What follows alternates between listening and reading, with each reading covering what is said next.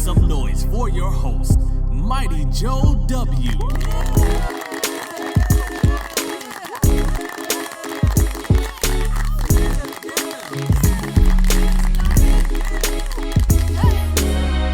What's up, everybody? It's Mighty Joe W, and thanks for checking in again with the Mighty Joe Show. Got some good things to talk about. Going to give you some updates on my journey to learning game audio and sound design. Then I'm going to be answering some questions and telling you what we got coming up. So I just want to go ahead and get started right now. Just jump right into it. Last week was a pretty busy week. We had family. We had a lot of different things we had to do in addition to work. Also, I was a band leader the last 2 weekends for the band, so time was really limited. So I had gotten behind with my classwork for the School of Video Game Audio, and I was starting to panic because once I started working on my assignment that was due on Tuesday, I wasn't quite sure exactly what I needed to do to complete the assignment. Basically, what we were doing is without getting too technical, we had to create a switch group which was going to have footsteps alternating between left and right. So each time that you click play, it'll be a left footstep and then a right footstep. Long story short, I did all of this extra work because I thought we were doing surface types and materials. I thought we needed to change from like grass to dirt to all of this. And by the time I got to the left and right, I was like, man, I don't know where to go from here. I don't know what to do. So I did all of this research. I'm looking all over the place, and I finally, after hours, found a resource within the campus that kind of showed how to do this. So I was able to go back, fix everything, get my screenshots, turned it in. I thought I turned it in late. I was all upset. And then I wound up getting 100, and I got really good feedback. So that was a story that ended well. I was happy, and just word of advice, if you're in school, even if you're not in school for anything that you want to do just yet, not only is your work important, but the manner in which you turn it in, how early you turn it in, all of that is important, because I know for me, not only do I want my work here to be good, but I want to show that I could hit deadlines. I could turn in things early. My work is still good because my work is going to somebody that has worked in the video game industry for a really long time and is a professional. So that's something that I always want to put forth and show myself as being professional as well. So always keep that in mind with anything that you do, because especially in the gaming industry, you know, it's all about deadlines. They always have deadlines. Some companies don't hit their deadlines and they have to put out a unfinished game, or they have to push the date back. Then you have to wait. So yeah, that worked out well, but again, this past week was busy as well, so I'm behind. Again, I'll be going through a lot of videos and a lot of content and working on my project that's due on Tuesday. So we'll get that taken care of, and I'll have a lot more free time this week to get ahead, but still loving it. I'm loving everything that I'm learning. And Wwise actually just released a new version, a 2015 version, and now they have all new video tutorials for the 2015 version. So I'll be going through that too, trying to just get a step ahead of learning Wwise and putting this music and these sound effects in these video games. You need to hear me. No, you don't need to hear me, but my creations in these games. And it's interesting because one of the articles I read in the class was, just not to give everything away, but one of the parts of the articles was just talking about listening to everything that's around you. And we went to the movies last weekend to see Minions. Wish we saw something else. But we saw Minions, and I had to go to the bathroom. So when I went out, I was on the upper level, so I had to go downstairs. It's one of those stairways where you go through the door, and you go down the stairs and go out the door. So as I was walking, first thing I heard or noticed was reverb around me. So I stopped, I stepped back, and then I stepped down again. Then I listened to the surface type that was under me. I'm sure if somebody saw me, I'd probably look crazy. But now I'm listening to what each step sounds like. And then when I got down to the floor after the last step, it sounded different than each step. So I'm just walking in circles. I got to pee, but I'm walking in circles, just listening to everything around me and paying attention, because these are things that I don't just consciously think about. And now my mind's kind of being open, even when I'm just sitting in my house and I'm hearing what the air condition sounds like when it comes on, or hearing a microwave, or hearing sounds outside. I'm just listening to everything, because in a video game, man, you have to get every sound in there. So just paying attention to everything I hear is really enlightening and a nice experience, just sitting back, closing my eyes and listening. So that's what I have going on. So going into the next assignment, we'll be working on continuing with footsteps just in different environments. So I think we'll be adding effects and stuff like that. So go ahead and get that together. So that's where I am with that. In terms of gaming, I didn't, like I said, I didn't have as much time last week. So when I did, it was more 3DS Mario Kart. That game gets it done.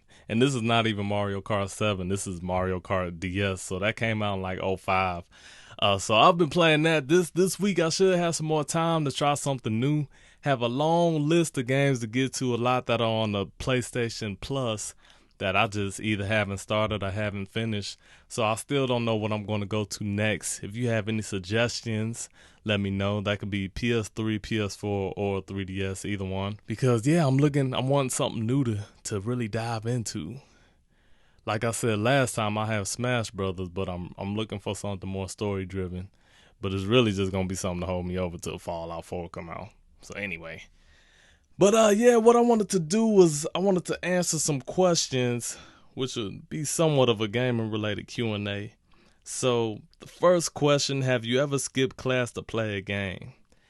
My answer is not that I know of. I never skipped class throughout elementary school, throughout high school. That wasn't even a thought for me, skipping class. Even on senior skip day, I didn't skip. I ain't want no part of that. They told us not to. When I tell people that, it'd be like, "Oh, you should have skipped it just one day. What? And wait, nothing was gonna happen. Everybody skipped, man. Whatever. You wasn't in my shoes. You wasn't in my home. And skipping class, and that wasn't an appeal to me because I didn't like missing class when I was sick because I didn't like makeup work. And it seemed like anytime I was sick, so much was covered and I had a lot of makeup work. So I ain't like that. So, but college is when I discovered that they don't really care. I won't say they don't care, but nobody's calling your home or your parents trying to see where you are when you miss class. And so I went into college with the high school mentality, like, you got to go to class. And one of my friends convinced me to get lunch instead of going to one of our financing classes because it was boring and confusing at times. And Chick-fil-A was on campus, and that was much more attractive. And I remember the first time that we did that, and I'm not recommending skipping class, but the first time we did, I just had this feeling like, oh man, they're going to find us. Somebody looking at us. They know we supposed to be in finance, and we going to Chick-fil-A to get a sandwich. But nobody ever did. Nobody ever called. So I'm like, oh, okay. So to answer that question, I know I was close a few times with, again, back to Fallout. Fallout sounded like a bad influence, but Fallout 3, Fallout New Vegas, just because that's one of the games that no matter how long you play, it feels like you haven't played that long because there's so much to do and just so much exploring, so much leveling up. So I know there were multiple times when I did not want to go, but I'm pretty sure I went every time. I don't know if I could have justified staying home to play.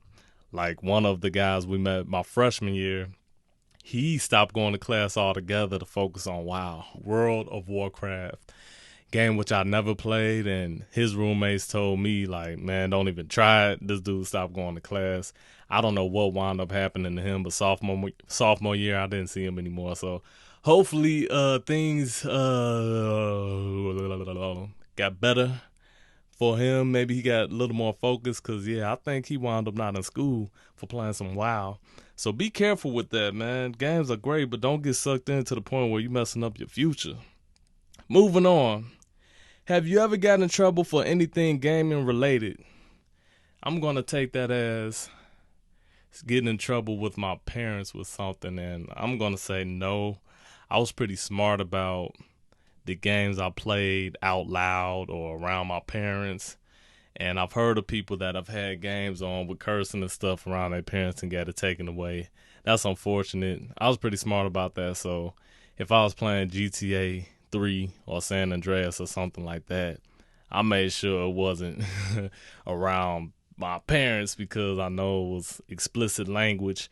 And I enjoyed those games. I didn't want them to get taken away, and I wasn't influenced by games to where I would start using that language or trying to emulate what I was seeing in those games because that's just crazy and ridiculous. And I don't feel that the majority of gamers are that way, that they emulate what they see in games, even though that's what the media at times will want you to believe, that everybody gonna go out and be a killer from playing GTA. Some people can't handle it. I agree, and those people, it comes back to the parents. However you get in your game, because you got to be 17 or 18 or whatever to buy it anyway. So that, to me, that falls back on whoever bought it for you. Got to do your research ahead of time. Anyway, moving right along. No, I haven't gotten in trouble with any games. Next question: the most difficult game I've ever played.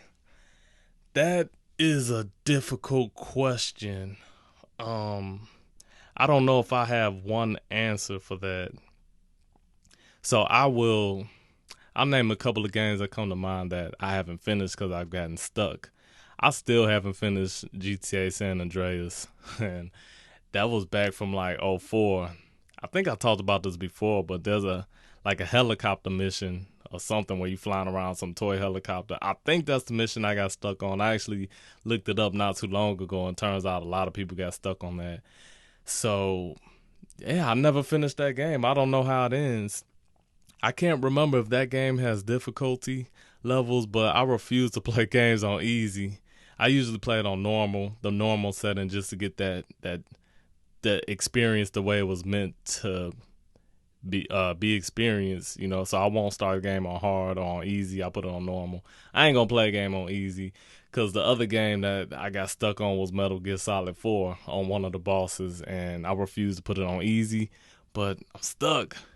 Now, I don't think I gave that one enough time because I hadn't played that game in a really long time. I just kind of jumped back in and stuck on a boss. I can't remember what the boss is. It was, when was that? Like last year?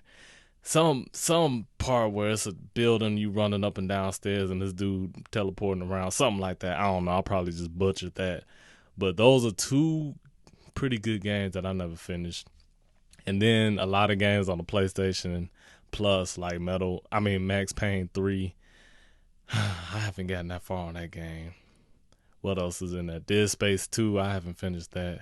But most difficult, I haven't played Dark Souls and some of the other games that people say are just ridiculous. So, yeah, I don't know. I don't know what my answer would be for that.